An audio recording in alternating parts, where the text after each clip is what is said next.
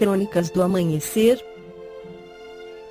Por Feijão, Centro Espírita Allan Kardec de Balneário Gaivota, 23 de julho de 2019. Discussão sobre Bíblia provoca briga entre pastores e acaba em morte em Pernambuco. Parte 1. Uma discussão entre dois pastores da Igreja Pentecostal, em Timbaúba, na zona da Mata de Pernambuco, acabou em morte no início da manhã de ontem. Segundo a Polícia Civil, o pastor José Carlos da Silva, 52, matou a facadas e pedradas o também pastor Paulo Germano da Silva, 58, durante desentendimento sobre a palavra de Deus. O assassinato ocorreu na parte de trás da igreja, por volta das 5 horas de ontem. Os dois pastores estavam na cozinha da igreja tomando café da manhã, após a realização de um culto, quando começaram um debate acalorado com a Bíblia. De acordo com a polícia, testemunhas contaram que Paulo ainda tentou fugir, mas o acusado alcançou e desferiu vários golpes de faca no abdômen. José Carlos aproveitou que o pastor estava caído no chão, pegou uma pedra, que estava na escadaria, e jogou na cabeça da vítima. Paulo morreu no local. Após o crime, o suspeito tentou se esconder em uma casa vizinha, mas foi capturado pela polícia militar. Ele foi preso em flagrante e levado para a 46 Delegacia de Polícia de Timbaúba. Em depoimento, o acusado confessou o crime. Segundo a polícia, não se mostrou arrependido pelo assassinato. Ele disse que sentiu uma vontade dentro dele, algo que dizia para ele matar outro pastor. Em seguida, pegou uma faca na cozinha e atacou a vítima.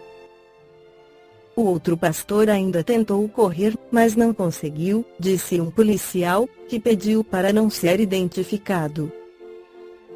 Segundo a polícia, o suspeito não soube dizer a interpretação da Bíblia que discordou do outro pastor, mas afirmou que o colega não representava a palavra de Deus.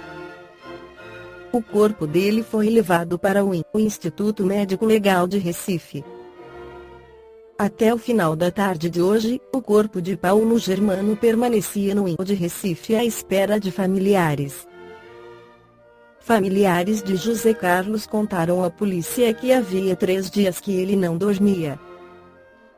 O acusado está detido no presídio de Limoeiro e deve ser indiciado pelo crime de homicídio qualificado, com 2 qualificadoras: motivo torpe e sem chance de defesa da vítima. Ele teve a prisão em flagrante convertida em preventiva pelo Tribunal de Justiça de Pernambuco, durante a audiência de custódia realizada no Fórum de Nazaré da Mata. O suspeito não constituiu advogado e foi assistido por um defensor público. O UOL procurou a defesa, mas ela não se manifestou até a publicação da reportagem. É de conhecimentos de muitos que algumas religiões tratam a Bíblia como um livro sagrado. Temos como maior exemplo o cristianismo. Religião a qual acredita no livro como escritos sagrados, os quais jamais devem ser analisados com um olhar científico.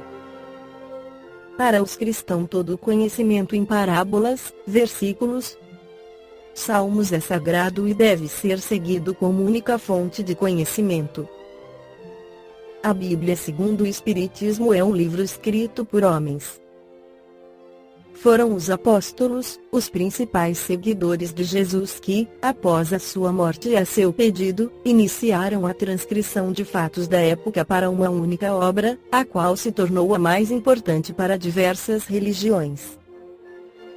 Os 12 discípulos de Jesus foram treinados por ele durante a sua passagem pela terra e tinham a responsabilidade de passar adiante seus conhecimentos em uma obra única. Os espíritas jamais tiraram o valor histórico da Bíblia. A Bíblia, segundo o Espiritismo, é um livro sem comparação, hoje mais vendido do mundo. Contudo, é escrito por homens muitos anos depois dos fatos passados. Isso deve ser levado em consideração.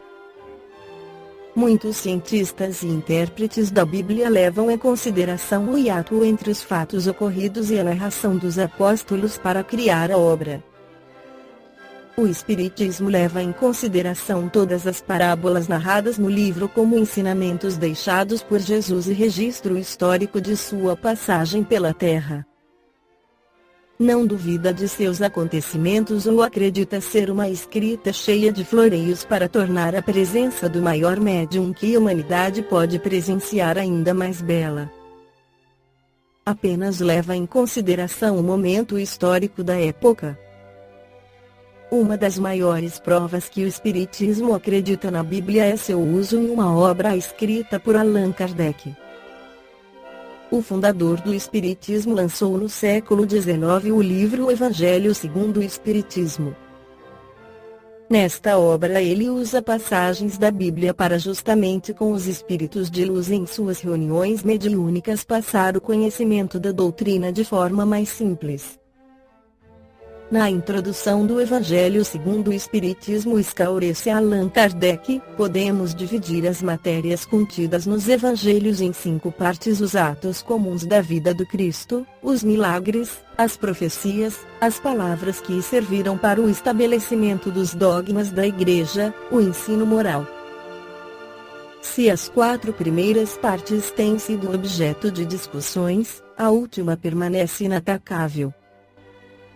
Diante desse código divino, a própria incredulidade se curva. É o terreno em que todos os cultos podem encontrar-se, a bandeira sob a qual todos podem abrigar-se, por mais diferentes que sejam as suas crenças, porque nunca foi objeto de disputas religiosas, sempre por toda parte provocadas pelos dogmas. Se discutissem, as seitas teriam, aliás, encontrado nele a sua própria condenação, porque a maioria delas se apegaram mais à parte mística do que à parte moral, que exige a reforma de cada um. Para os homens, em particular, é uma regra de conduta, que abrange todas as circunstâncias da vida privada e pública, o princípio de todas as relações sociais fundadas na mais rigorosa justiça. É, por fim, e acima de tudo, o caminho infalível da felicidade a conquistar, uma ponta do véu erguida sobre a vida futura. É essa parte que constitui o objeto exclusivo desta obra. Todo o mundo admira a moral evangélica, todos proclamam a sua sublimidade e a sua necessidade, mas muitos o fazem confiando naquilo que ouviram, ou apoiados em algumas máximas que se tornaram proverbiais, pois poucos a conhecem a fundo, e menos ainda a compreendem e sabem tirar-lhe as consequências.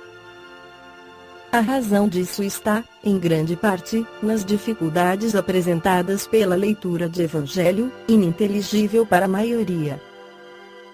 A forma alegórica, o misticismo intencional da linguagem, faz que a maioria o leia por desencargo de consciência e por obrigação, como lê as preces sem as compreender, o que vale dizer sem proveito.